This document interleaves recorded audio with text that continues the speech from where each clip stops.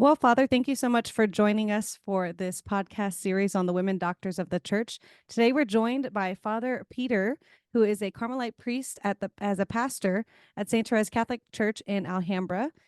He has also been a student master at the St. Elijah House in Mount Angel, Oregon. And he's also been involved in the pro-life movement ever since his college days at Franciscan University of Steubenville, especially giving talks on natural family planning. So, Father, welcome. Thank you so much for being here. You're most welcome. And thank you for pronouncing Therese as she's supposed to be pronounced. I am from Louisiana, so we have that French influence. Yes.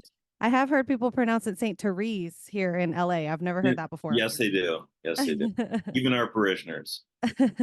So Father's here to talk to us today about one of the women doctors of the church, Saint Therese, and the joy of this podcast, or the hope for this podcast, is that when we think of the doctors of the church, sometimes we're a little intimidated by them. I know I certainly was when I was younger, and I felt like it was just difficult to understand them, or that they were this is something that you have to like work your way up to intellectually to learn about the doctors of the church. But I think now maybe my perspective has changed, that the doctors of the church are actually the most accessible out of all the spiritual writings that we have in the church, because they're giving us a gift of a new or a fresh proclamation of the gospel. And the reason they have that title is because all of us can benefit from what they have to share. And I think especially learning from the women doctors of the church, I read this book called Women of Hope, and just talking about the virtue of hope in the lives of all these women. Assuming that people don't know anything about Saint Therese, Father, what can you say about her life? How about how she lived out the virtue of hope? Just kind of a little bit of a rundown, just intro to Saint Therese. Well, she really experienced a lot of loss in her life as a young girl. And this is how she especially exercises that virtue of hope, because there was some very difficult, challenging moments for her. She lost her mother at the age of 4.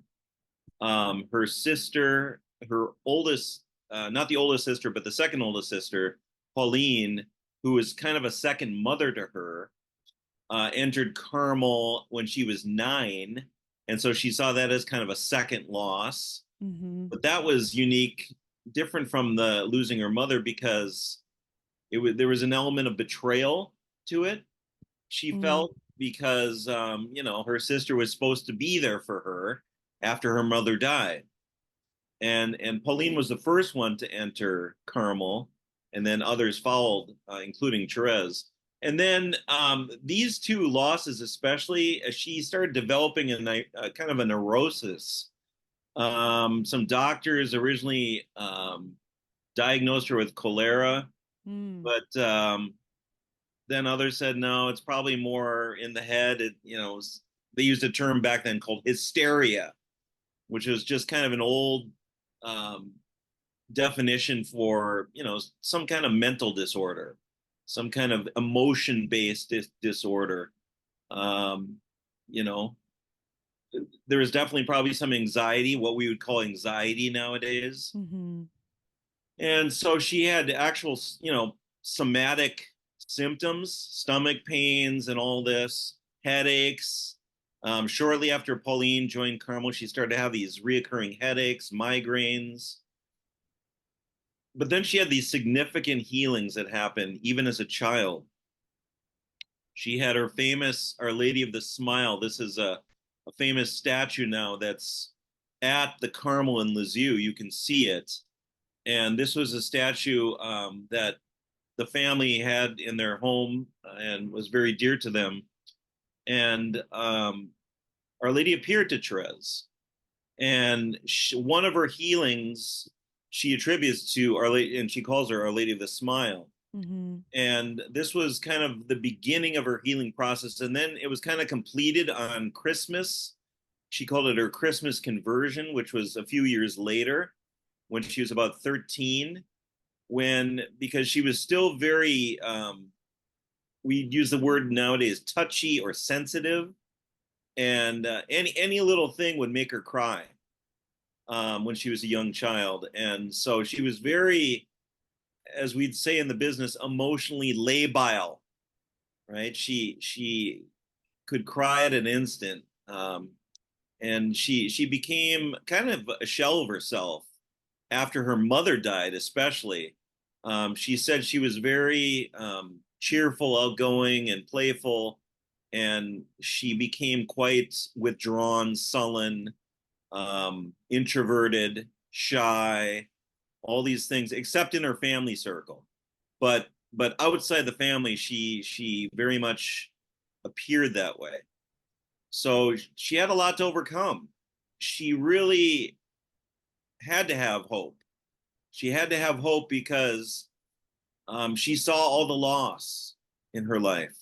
And she had a great devotion to Our Lady of Victory, which the family also had. She developed that from her family. And there's a church in Paris, Our Lady of Victory. Whenever they'd go to Paris, they'd stop there.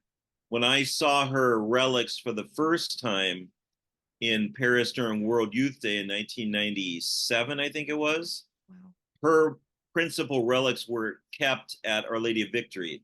Wow. And it's a little church in Paris, but it was very close to the Martin family. She eventually, overcame these things in herself. I think we know the famous story. Many of us know the story of Vecellio. She went to visit the Pope himself. So, I mean, it wasn't just going to see the Pope. She was on a pilgrimage with her family, and they went to different sites. They went to the house of Loreto in Italy, which is tradition says the house of the Blessed Mother. So, but they also stopped in Rome. So she took it upon herself to be bold with the Pope and ask if she could enter Carmel at a young age. She had already felt the desire and the calling to be a Carmelite nun.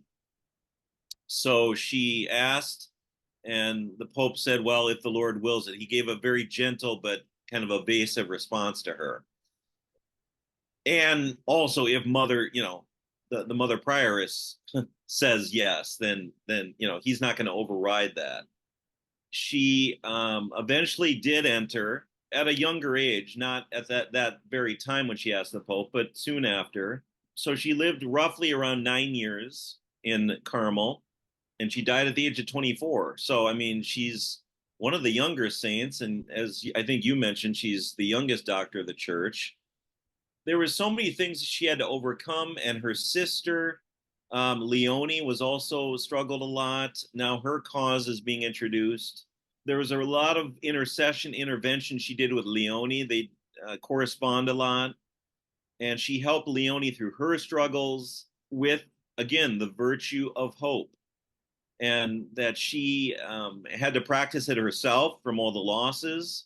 And then she imparted it to her sister, who was actually an older sister. Mm-hmm. Leonie was the third of 5 surviving sisters. There was 9 total children. 4 of them died. 1 died around 5.5, and the other 3 died as babies. But Leonie was the middle child and kind of I'm not going to go into all Leonie. I could talk about her for an hour. But her cause is being introduced, suffice to say.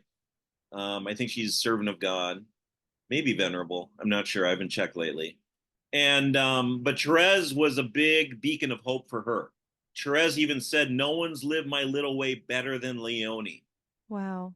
And so she was kind of the first disciple, if you will, of Therese's little way.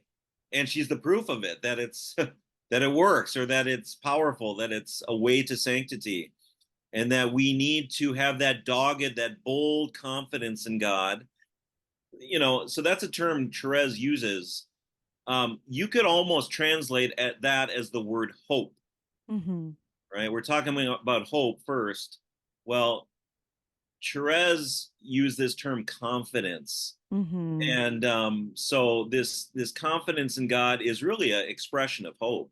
I work with young adults. I run a Newman Center, and I've heard some people say things like, oh, that, I can't bring this intention to God because it's too little. I want to bring a big intention to God. I want to make it worth his time. And when I hear comments like that, I think of Saint Therese. Like, no, Saint Therese brought everything with full confidence, and I believe it was Leonie, but correct me if I'm wrong. That the other sisters were all in Carmel, right, except Leonie, and then she told the Lord, like, I know you won't refuse me. Give her a vocation, like, let her have a vocation too. Is that sister or a different one? Yeah, well, she attempted religious life 3 times and failed before finally persevering. Wow. So she first wanted to be, I think, a poor Clare, and then their aunt, so the sister's aunt, Therese and her sisters, their aunt was a visitation nun, Mm-hmm. and that's Saint Zéli's sister. Mm-hmm. So eventually, after Leonie failed with the Poor Clares, she attempted, I think, 2 other times with the visitation. And then the third time, she finally persevered and died in that order. Oh, wow. So all the rest were Carmelites. Yes. Well, and you talk about their family. I know whenever we talked in our little pre-interview, you were talking about the emphasis of the family. So, what do you think Saint Therese's family has to say about her becoming a doctor, even her sainthood? Like, what's the importance of all of these other people in her life? Obviously, we're going to talk about her and her teaching in a little bit, but what would you Yeah. like to say about her family? I think the first question, or the first topic we need to address, is this idea of the little way. Sure. People talk about what is the origin, or people ask, what is the origin? Where did Therese come up with this idea of the little way? Because it is, she even says in her writings, this is a new way. And dare I say, I'm going to be bold, her spirituality is really a precursor and a foundation for kind of the spirituality of our Second Vatican Council, in that all are the universal call to holiness, right?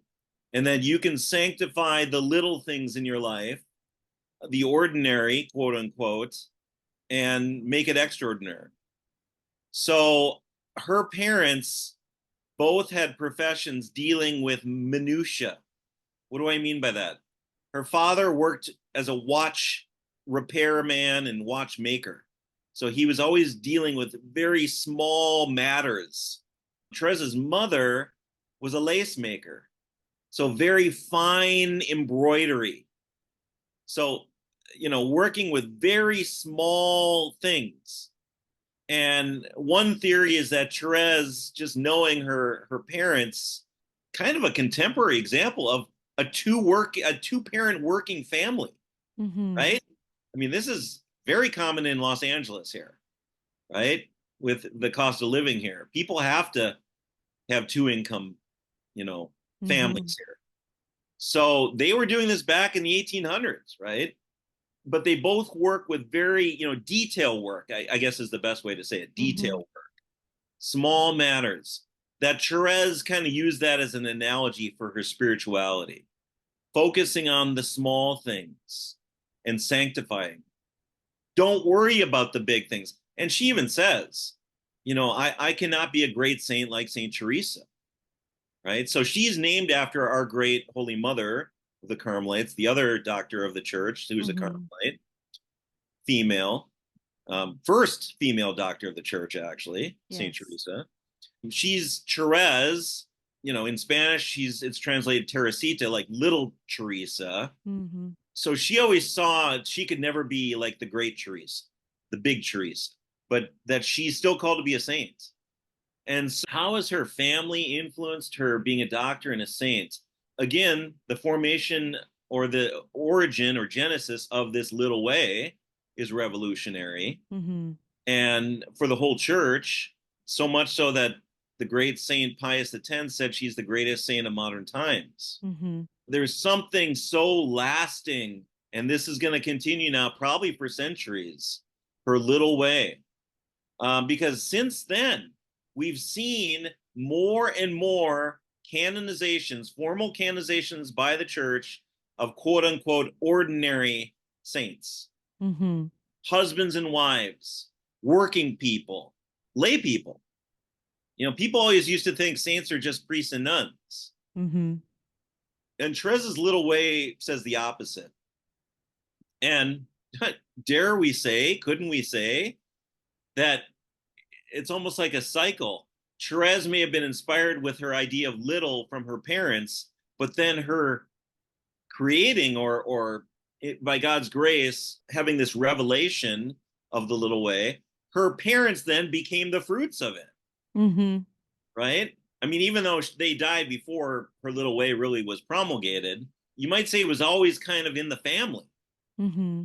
And so her parents really lived that little way. Even though she didn't really have it written down, she didn't. It wasn't until she was in Carmel that Pauline, who became the mother prioress, ordered her under obedience to start writing her story. Mm-hmm. And her family was such a devout family. It was a different time in the church than what you would think based on what, if you read her writings, you would think. I mean, Therese, in a sense, is so modern meaning 20th century. But people forget that during those times, there was still a kind of Jansenistic streak in the Mm-hmm. Catholic spirituality. Therese even, in some of her other writings, talks about, counting her sacrifices, Mm-hmm. and doing these penances that are kind of old school penances, like we hear about the old saints doing. And this idea of counting sacrifices, and priests giving, parish missions or retreats or homilies on hell and the last things, and unfortunately things we don't hear about as much now, which maybe we've gone the opposite direction. But Therese really was ahead of her time in a sense, and Mm-hmm. and this is how again she predates or is a precursor to kind of the spirituality of the Second Vatican Council. Mm-hmm. But also, I would even say Saint Faustina and Yes. the Apostle of Mercy. I don't know if that answers your question, but her family was always a holy family. And now we see her parents are canonized saints, and her sister's cause is open because it was such a loving family. And she was a creative person, Therese. She wrote plays, she Mm-hmm. wrote poems, hymns. She was creative. And so this little way is an expression of creativity too, along with spirituality and divine revelation. It was that nurturing environment that allowed her to give the church the little way and to become, I think, a great doctor of the church. She's called the Doctor of the Little Way, and she's also called the Doctor of Merciful Love. So, what would you say are the prominent pillars of those two parts of her teaching that especially maybe young people today can learn from? Like you were saying, this is the universal call to holiness. So this is not just for the consecrated person or the future priest or anyone at the Vatican. This is for everyday people and young people knowing this message. Like what can they learn from Saint Therese from her little way and from her teaching about merciful love? Well, one of her, she has a lot of sayings right before she died. There's even a book, a compilation of kind of her last illness and her last years and her last months with a lot of her sayings. One of them was, "Don't wait to become a great saint. Don't wait." Now, she died at 24. It's amazing now, since then, how many other, now I'm not here to just promote my order, but especially in the Carmelite world, how we're having like little replicas of Therese who are canonized saints now, like little fruits, like mini Thereses. Saint Mm-hmm. Elizabeth of the Trinity, right? Who very clearly stated how much she was influenced by Saint Therese. And she read her Story of a Soul on the first printing when it first came out. Wow. So she very much admits how much Therese influenced her. Saint Teresa of the Andes in Chile, who died at 20 or even 19, maybe 19, was another young Carmelite saint who died in the early 1900s. So that's just two canonized who died young and who were both, you might say the fruits of Therese leading the way in young saints. young sanctity. You don't wait till you become an old person to become a saint. The idea that Therese is saying here is, in not waiting, is that everything is waiting for us right now. Eternity is waiting for us. We should be, as St. Paul says, we should see ourselves as in a marathon, and we are running so as to win. I want to be careful here about this comparison, because it's the opposite spectrum of life choices. Let's just call it our rock star culture here in the West, not just the U.S. But there's a certain glamour to dying young after you've lived a very, I hate to say, even depraved life. That people that were kind of famous and were talented, a lot of them were talented, given natural gifts, but then abused their free will and died young because of their reckless lifestyles. There's a glamour to that. I think we need to bring back the glamour of the opposite vocation, which is to die young because we're so in love with Christ, that our heart is exploding with love, and that's what's killing us. Not self-gratification, but self-giving. We're pouring ourselves. I mean, Christ himself was 33 when he died. So we think, right? So, and we often say Christ died, not essentially because of all the wounds and the crucifixion and being scourged, but because he died of love. He died because he gave himself completely, and that's what ultimately killed him, is giving of himself. And that's what a saint does. They give of themselves until it hurts or until they die. And many of our saints in the church died younger than our average lifespan, let's say, in the US. St. Francis was fairly young. He wasn't 24, but even John of the Cross was 49. Teresa was in her early 60s, which would have been, even for that time, 1500 Spain, that would have been pretty good life. But Therese is a modern saint. And she's very much, I think, speaks to, and I was at the World Youth Day in 97 when JP2 not declared, but he announced at the end of the World Youth Day that he was going to declare her Therese a doctor of the church. Wow. 2 months from then. Wow. So of course we were in Paris and everyone was going nuts. That is so exciting. What was that like? That announcement? Yeah. What were you? Where did you already know you wanted to be a Carmelite at I that was time? I was in a different Carmelite congregation as a brother, so I wasn't a priest yet. Yeah. So I was like, woohoo. Yeah. So yeah, it was great. I mean, it was like the thing that, well, JP2 was so dramatic. He knew drama. And so I don't want to say he saved the best for last, but it was literally toward after the papal mass on Sunday, and it was like one of the last things he said, and it was like the last hurrah for the crowd, and you're in France, and they love their own saints, even if kids that were there were not maybe practicing normally. JP2 knows, go to the saints to inspire the young people. Yeah. And I would say the same thing now with Therese. We need to really go to her and learn about her, and we will be changed. We will be on the track to really striving more for a young sanctity, because there's no time to wait. Yeah. God is always calling us. Eternity is calling us right now. Our friends, the saints, are cheering us on in this race of this life for sanctity. No, Father, I have a couple of girlfriends who have said something similar sentiments. I've heard this quite a few times, that Saint Therese is so hard for some people because she maybe there's a couple of different reasons. So she makes it seem simple.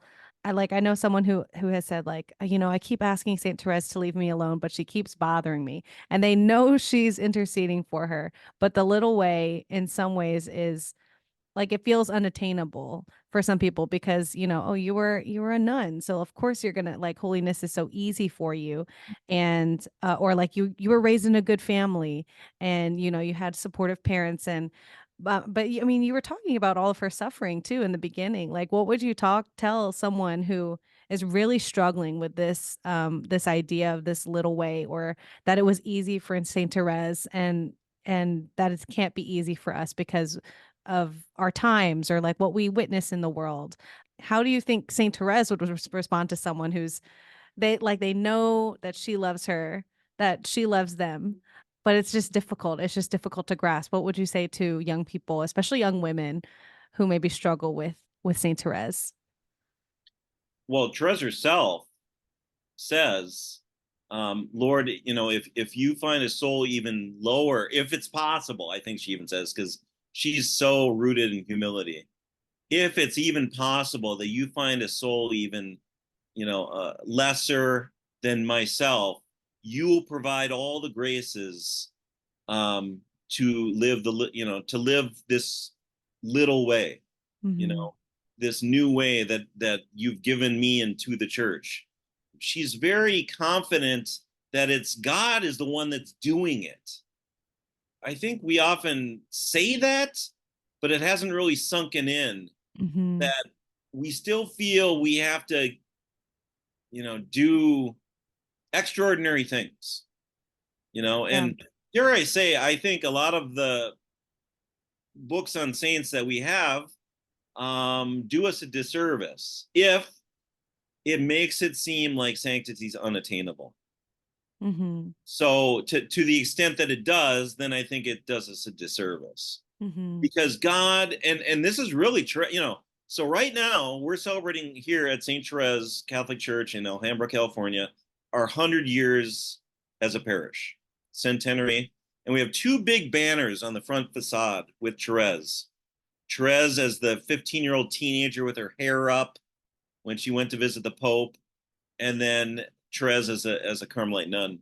And on the one with the 15-year-old, her famous quote, "Everything is grace. Everything is grace." And I always like to even translate that word grace to gift. Everything we're given is gift from God. Mm-hmm. And he does provide. And we have to have, again, the bold confidence that he is providing for us. Now, we already know, we say this, I hate to say ad nauseum in the church, but he's already won the victory, Mm-hmm. right? We just have to activate that victory in our lives.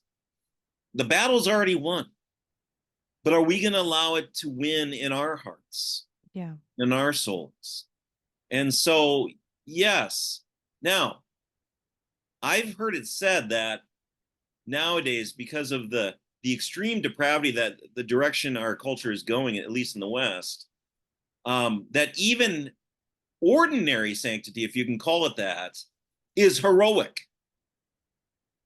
Even just to be faithful, Yeah. right? To chastity as a young person nowadays. With the, Therese and those times had none of the media we have, the bombardment of media with a lot of unchastity. So we do need to be radical in that sense. I mean, I've encouraged, so I don't know if you've heard of this a lot with young adults, but it seems like like you're asking people to cut off their arm or leg. But sometimes at Lent, the beginning of Lent, I'll say, don't worry about the chocolate or whatever you usually give up at Lent. How about giving up social media? Yeah. And seriously, sometimes, like, especially like the younger gen, like teenagers, they sometimes have that look like you're asking me to cut off a leg. Mm-hmm. So, but again, we've been conditioned to that. So I grew up, I'm old enough. We had none of that. There was Mm-hmm. no cell phones when I was in college. There was no internet when I was in college. But it's amazing how much the human person can get conditioned to anything. Mm-hmm. So anyway, we need to stick close to our faith, to our saints, to the sacraments, to just remain faithful. Yeah. and stay close to the sacrament of confession. You know, if people are discouraged with their sinfulness, they need to do something about it. They need to act on it. But also, we have our friends on high and God Himself who will provide the grace to be faithful. We have to believe that. Is Therese unattainable? I really don't think so. Mother Teresa of Calcutta, Saint Teresa of Calcutta, really borrowed her spirituality from Saint Therese and even took a kind of a Theresian idea and made it into a phrase, do little things with great love. That's not Therese. Exactly, that exact quote. That's Mother Teresa of Calcutta. But it's very Theresian. I think all of us, lay people, anyone, all of us can do little things with great love. I mean, we're capable of it. Are we cognizant enough? Are we prayerful enough to be able to be in that moment and do that? That's the other question. Something that you said just reminded me of this. I don't know if it's a saint or servant of a god. His name's Marcel Van. I believe, yeah, Saint Therese appeared to him, and I think she said something along the lines of, I was trying to find the direct quote, but I think she said something along the lines to him like, "You will be my little brother, and I will be your little sister, and we'll hold hands and we'll get through this together." And now his cause is open. I don't know if he's a servant of God yet, but anyway, I don't know. When I heard that quote, I kind of loved it because she's obviously like a spiritual big sister and spiritual mother to so many, but she's calling herself a little sister, I think, in that quote. I'm just thinking of her companionship because she's a young person, and even though she's not lived in the world that we live in today, she's suffered and she's just rooting for us. I think that's like my greatest image of saints, is that they're just rooting for us and praying us into our vocations too. And she experienced real discouragement bordering on despair. She even is quoted toward the end in her last kind of passion, her last suffering, that, if it wasn't for her faith, she could see herself consuming a bottle of pills. Wow. Okay? That she could understand the idea of suicidal tendencies. Wow. Because she was suffering so much. Yeah. If that isn't relatable, I don't know what. Right. I know. That's what I was just thinking. I was like, man, isn't that so many people's like experiences with the world right now? Just hopeless. Right. So, but yeah, she's such a great beacon of hope, like you said, and teaching us and guiding us and rooting for us, living out hope in a way that's visible and attainable, and someone we can learn from for sure. We Carmelites preach novenas, 9 days where we preach, and it's usually at one of our nuns' monasteries. And our nuns in San Francisco, which is right near University of San Francisco, the Jesuit school, kind of just 2 blocks from Haight-Ashbury, right? All that scene. We have these cloistered Carmelite nuns who are very holy, but they have a novena to Saint Therese leading up to her feast day. And whenever I do a novena or preach extended on Therese, I always will include something about Leone, because Leone is kind of the living proof of Therese's doctorship, if you want to call it that her little way is for real. And that people's lives can be changed and we can become great saints by living it. Yeah. I mean, Leone is the success story of Therese's little way, just the first of many. Yes, of course. Yeah. Man, this is so good. Father Peter, thank you so much for your passion for Saint Therese and her teaching, and sharing so much about her life and her family and what she has to offer young people today, especially young women. Would you be able to close this in prayer right now? Sure. Thank you. In the name of the Father, and the Son, and the Holy Spirit, amen. Heavenly Father, thank you. We thank you for this great saint of Saint Therese and for her little way, which is your way, which is the way of Nazareth, the hidden life, living as the Holy Family did, sanctifying family moments, sanctifying the little things in our homes. We ask for the grace to live that, to really be convicted about that. And through the intercession of Saint Therese, maybe we become and strive to be great saints, whatever age we are, and not wait to become the great saints that you are calling us to be. And we ask this in